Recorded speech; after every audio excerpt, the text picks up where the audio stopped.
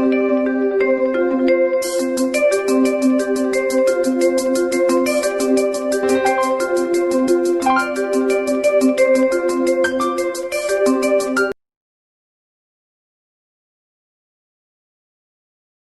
students, welcome back to my next video for class 12 beginners.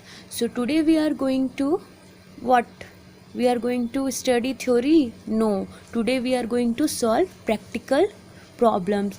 So today our topic is admission of a new partner and treatment of goodwill. इससे पहले मैंने आपको इसकी theory बता दी थी. चलिए आज हम अपना न्यूमेरिकल स्टार्ट करते हैं.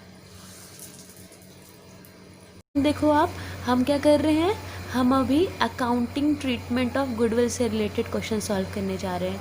तो इसके टोटल कितने केसेस हैं? 5 केसेस हैं. तो चलिए वन बाय वन सारे केसेस को सॉल्व करते हैं. तो आप देख सकते हो आपका फर्स्ट केस क्या था, when premium for goodwill is paid privately. That means जब आपकी गुडविल प्राइवेटली पे हो तो आप एंट्री क्या करोगे. तो देखिए आपको सिंपली ये पता होना चाहिए कि इस केस में कोई जर्नल एंट्री नहीं होती है. ठीक है, याद रखिएगा आप. चलिए क्वेश्चन देख लेते हैं हम. A and B are partners sharing profit and losses in the ratio of 2:1. They take C as a partner for 1/5 share. तो ए और बी जो हैं वो पार्टनर्स हैं एक फर्म में और वो रेशियो शेयर कर रहे हैं प्रॉफिट और लॉसेस 2:1 में. उन्होंने सी को एडमिट किया फर्म में 1/5 शेयर के लिए. नेक्स्ट है आपका, a goodwill account appear in the books at its full value 15,000. अब आप देखो आपका जो एक गुडविल अकाउंट है, ठीक है, जो बुक में है यानी अपीयर हो रहा है, यानी कौन सी गुडविल है ये आपकी पुरानी गुडविल है. ठीक है, याद रखिएगा इस क्वेश्चन के अंदर आपकी एक पुरानी गुडविल भी दी हुई है. आगे देखते हैं.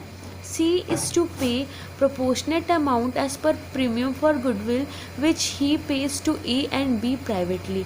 अब जो C आ रहे हैं वो गुडविल पे करेगा A और B को प्राइवेटली. तो मैंने अभी आपको बताया जब भी आप प्राइवेटली गुडविल पे करते हो तो उसकी एंट्री नहीं होती है.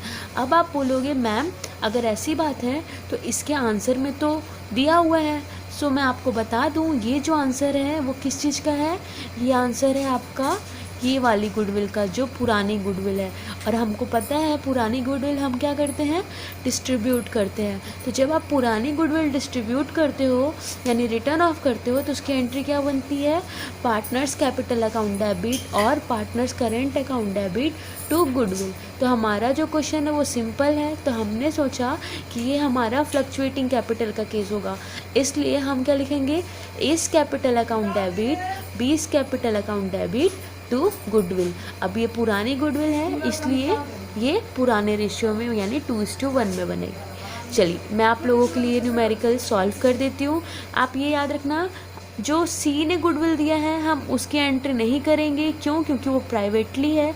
हम किसकी एंट्री कर रहे हैं, हम जो गुडविल ऑलरेडी एग्जिस्टिंग गुडविल है उसको रिटर्न ऑफ करने की एंट्री करने जा रहे हैं. ठीक है, तो आइए देखिए आप अपना सॉल्यूशन. सो आई होप आपको क्वेश्चन क्लियर हुआ होगा. मैंने यहाँ पे आपका सॉल्यूशन बना दिया है और मैंने क्या किया है, मैंने जो पुरानी गुडविल है जो कि 15,000 सिर्फ उसकी एंट्री की है. जो हमारी गुडविल प्राइवेटली पे होती है उसकी एंट्री नहीं की जाती है इसीलिए. सो अगर आपको वीडियो क्लियर ना दिखे तो प्लीज़ अपनी वीडियो क्वालिटी 360 कर लीजिएगा और वीडियो की ब्राइटनेस बढ़ा लीजिएगा. सो हमारी गुडविल रिटर्न ऑफ करने की एंट्री क्या होती है, partners capital account debit to goodwill. और गुडविल को किस रेशियो में रिटर्न ऑफ किया जाता है, तो क्योंकि ये पुरानी गुडविल है तो इसको पुराने रेशियो में रिटर्न ऑफ किया जाता है. तो ए और बी का पुराना रेशियो दिया हुआ है जो कि है 2:1 और आपकी पुरानी गुडविल है 15,000. तो मैंने 15,000 को 2:1 यानी 10,000 और 5,000 में डिस्ट्रीब्यूट करके दे दिया. तो हमारी एंट्री बन गई A's capital account debit, B's capital account debit to goodwill और नरेशन है हमारा being old goodwill written off. तो देखिए मैंने फर्स्ट केस में मैं आपको फिर बोल दूँ प्राइवेटली वाली एंट्री नहीं की है, मैंने बस गुडविल रिटर्न ऑफ करने की एंट्री की है जो आपके क्वेश्चन में मेंशन था. ठीक है, चलिए अब हम अपना सेकंड केस देखते हैं ट्रीटमेंट ऑफ गुडविल का. सो देखिए आपका सेकंड केस है व्हेन गुडविल और premium is bought in cash by the new partner and retained in the business. इसका मतलब है कि जब कोई नया पार्टनर गुडविल कैश में ला रहा है और उसे क्या किया जा रहा है, रिटेन किया जा रहा है, मतलब बिजनेस में रखा जा रहा है, तब कैसे ट्रीटमेंट होगा। तो चलिए क्वेश्चन देख लेते हैं हम। A and B are partners sharing profit and losses in the ratio of 2:5। A और B जो हैं वो पार्टनर्स हैं पार्टनरशिप फर्म में, और वो प्रॉफिट और लॉसेस शेयर कर रहे हैं 2:5 रेशियो में। They admit C on the condition that he will bring 14,000 as his share of goodwill in cash to be distributed between A and B। उन्होंने सी के सामने एक कंडीशन रखी कि अगर सी पार्टनर्स बनना चाहता है उनके पार्टनरशिप फर्म में, तो सी को कितना लाना होगा पैसा, 14,000 पैसे लाने होंगे कैश में गुडविल के नाम पे, ठीक है। और किसको देना होगा, ए और बी को। चलिए तो ये तो हमारा क्लियर हो गया। आगे देखते हैं। C share in the future profit और लॉसेस विल बी 1/4। सी का जो शेयर है फ्यूचर प्रॉफिट में और या लॉसेस में वो है 1/4, यानी सी जो है वो 1/4 शेयर के लिए आ रहे हैं। What will be the new profit sharing ratio and what amount of goodwill bought in by C will be received by A and B. अब आपसे बोल रहा है कि आपको new profit sharing ratio calculate करना है और कितना अमाउंट ए और बी को मिलेगा। तो देखिए ये क्वेश्चन थोड़ा सा आप ध्यान दीजिए। इस क्वेश्चन में आपको old profit sharing ratio A and B की क्या हो गई है, दी हुई है, ठीक है। और जो सी है वो कितने शेयर के लिए आ रहे हैं, सी आ रहे हैं आपके 1/4 शेयर के लिए। कंडीशन क्या रखा गया है कि सी जब आएंगे तो उनको गुडविल भी लाना होगा कैश में और देना होगा ए और बी को। सो हम क्या पढ़ रहे हैं, हम पढ़ रहे हैं एडमिशन ऑफ अ पार्टनर, और इस केस में कौन एडमिट हुआ है, सी। तो सी जब आएंगे तो सी को कंपनसेशन देना होगा। तो सी कंपनसेशन किसको देंगे, तो जो सेक्रीफाइसिंग पार्टनर होंगे। तो देखिए यहाँ पे क्वेश्चन बोल रहा है सेक्रीफाइसिंग पार्टनर आपके कहीं ना कहीं ए और बी ही हैं। तो आपको ये जानना होगा कि ए और बी में किस रेशियो में सेक्रीफाइस हो रहा है, तो उस सेक्रीफाइस रेशियो को कैलकुलेट करना होगा आपको, ठीक है। और उसके अलावा भी आपके क्वेश्चन में बोला गया है कि आपको न्यू प्रॉफिट शेयरिंग रेशियो भी कैलकुलेट करना है। तो चलिए ये क्वेश्चन हम आपके लिए सॉल्व कर देते हैं, फिर आपको एक ट्रिक बताते हैं इस क्वेश्चन को और जल्दी वे में सॉल्व करने का, ठीक है। तो चलिए दोनों देखते हैं हम।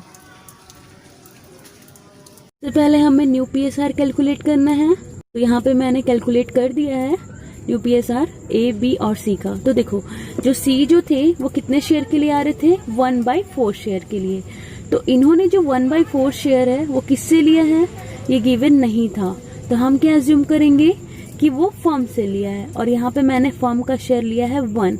अगर इस 1 में से सी का शेयर चला जाता है तो कितना बचेगा, तो सी का बचेगा 3/4, ठीक है। ये जो 3/4 है ये सी के शेयर देने के बाद का शेयर है, ये रिमेनिंग शेयर है। तो देखिए अब आप न्यू PSR कैलकुलेट करो ए बी और सी का। तो ए का पुराना रेशियो कितना है, 2/7 और बी का है 5/7। अब आप इसमें ये रिमेनिंग शेयर मल्टीप्लाई कर दो। क्यों, क्योंकि ये रिमेनिंग शेयर अब किसको मिलेगा, पुराने पार्टनर्स को मिलेगा। तो आपने इसको मल्टीप्लाई कर दिया, तो आपका आंसर आया 6/28, बी का आया 15/28। अब आप सी को देखोगे तो ये है 1/4, लेकिन यहाँ पे कितना आ रहा है 28। तो आपको इसको 28 बनाना होगा, तो आपको क्या करना होगा, इसको 7 से मल्टीप्लाई करना होगा। तो अब आपका रेशियो कितना आया, 6:15:7। तो ये रहा, मैंने कर दिया। अब आप देखो आपको गुडविल डिस्ट्रीब्यूट करनी है। तो मैंने आपको बताया था एडमिशन के केस में गुडविल कैसे डिस्ट्रीब्यूट होता है, नए पार्टनर पुराने पार्टनर को सेक्रीफाइसिंग रेशियो में देता है। तो सेक्रीफाइसिंग रेशियो का फॉर्मूला क्या था, ओल्ड माइनस न्यू। तो ए का ओल्ड शेयर था 2/7 और बी का था 5/7। इसमें मैंने न्यू शेयर माइनस कर दिया, तो न्यू शेयर है ए का 6/28 और बी का है 15/28। तो आपका आंसर आया 2/28 और 5/28, यानी सेक्रीफाइसिंग रेशियो जो है ये वो आपका 2:5 है। अब ट्रिक क्या था, तो देखिए आपको अच्छे से याद होगा, मैंने बताया था कि जब भी आपके न्यूमेरिकल क्वेश्चन में पुराने पार्टनर्स का शेयर गिवन होगा और न्यू पार्टनर का जो शेयर होगा वो फ्रैक्शन में गिवन होगा और उसके अलावा कुछ चीज़ें नहीं होंगी, तो जो सेक्रीफाइसिंग रेशियो होता है वो आपके पुराने पार्टनर्स का ओल्ड रेशियो ही होता है। तो देखो यहाँ पे सेक्रीफाइसिंग रेशियो कितना है 2:5 और ए और बी का जो ओल्ड रेशियो था वो भी 2:5 था। तो ट्रिक ये था कि जब भी इस प्रकार का क्वेश्चन आएगा आपको सेक्रीफाइसिंग रेशियो अलग से कैलकुलेट नहीं करना है और इससे आपको क्या होगा, टाइम सेव होगा आपका। ठीक है, अकाउंट्स में टाइम सेविंग बहुत इंपॉर्टेंट है। तो ये मैं आपको समझाने के लिए बना रही थी, लेकिन आई होप अब आपको क्लियर हो गया होगा।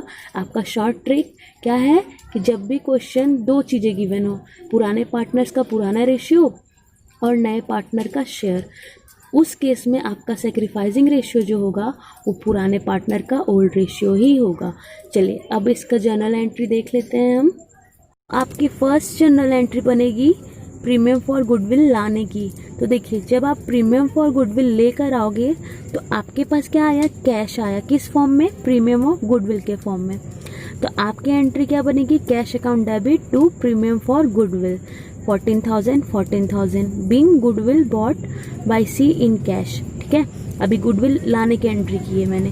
अब इस गुडविल को लाने के बाद क्या होता है, उसे डिस्ट्रीब्यूट किया जाता है। तो चलिए डिस्ट्रीब्यूट करने की एंट्री देखते हैं। तो डिस्ट्रीब्यूट किस रेशियो में होता है, सेक्रीफाइसिंग रेशियो में।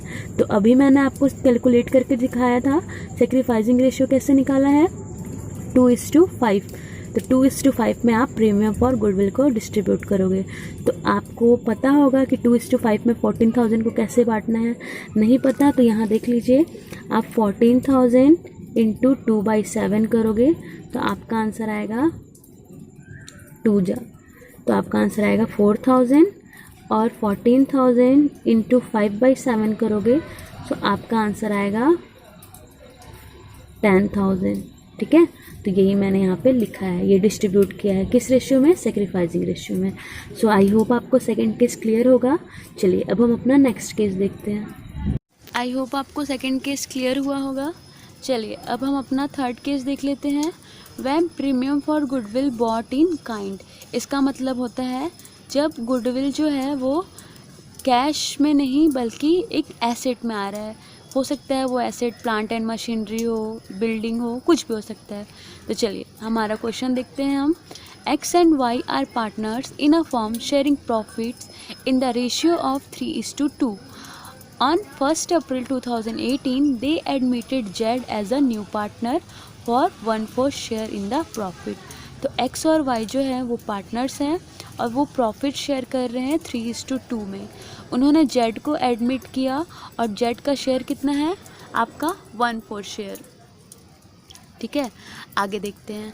Z contributed following asset towards his capital and for his goodwill. देखो आप खुद देखो, काइंड मतलब क्या होता है। Z ने क्या किया, अपने कैपिटल और शेयर ऑफ गुडविल के बदले कैश में ला के क्या दिया उनको, एसेट। तो ये एसेट आपका कुछ भी हो सकता है, वो प्लांट एंड मशीनरी भी हो सकता है, वो बिल्डिंग भी हो सकता है, ये क्वेश्चन के ऊपर डिपेंड होगा। तो देखिए आपके क्वेश्चन में क्या क्या एसेट्स दिए हुए हैं। सो आपका एसेट दिया है stock 60,000, debtor 80,000, land 1 lakh, plant and machinery 40,000। तो ये सारे एसेट्स हैं। ठीक है, जो जेड दे रहा है अपने कैपिटल और शेयर ऑफ गुडविल के बदले। On the date of admission of Z, the goodwill of the firm was valued at 6 lakh. तो देखिए जिस दिन Z का एडमिशन हुआ उस दिन फर्म की गुडविल वैल्यूड की गई है, मतलब कि आपको निकालना नहीं है, ऑलरेडी वैल्यूड किया हुआ है। तो फर्म की गुडविल थी 6 लाख। तो आपको एक चीज़ मैं आपको बता दूं, ये फर्म की गुडविल है, ठीक है, जिसमें सारे पार्टनर्स का नाम इंक्लूड है। लेकिन जब जेड को गुडविल लाना होगा तो जेड उतना ही गुडविल लाएगा जितना उसका शेयर है। तो जेड का शेयर कितना है, जेड का शेयर है 1/4। ठीक है, तो जेड जो है वो गुडविल कितना लाएगा, तो 6 लाख का आप 1/4 करोगे। ठीक है, याद रखिएगा आप। ठीक है, चलिए अब हम न्यूमेरिकल बनाते हैं तो आपको ज़्यादा अच्छे से क्लियर होगा। आगे आपका वही लिखा हुआ है, जनरल एंट्री आपको पास करनी है जब जेड का एडमिशन हो गया तब। चलिए देखते हैं। तो हमें सबसे पहले क्या करना होगा, जेड का शेयर कैलकुलेट करना होगा।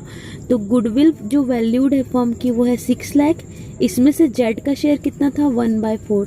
तो आप 6 लाख का 1/4 निकालोगे तो आपका आंसर आएगा 1,50,000।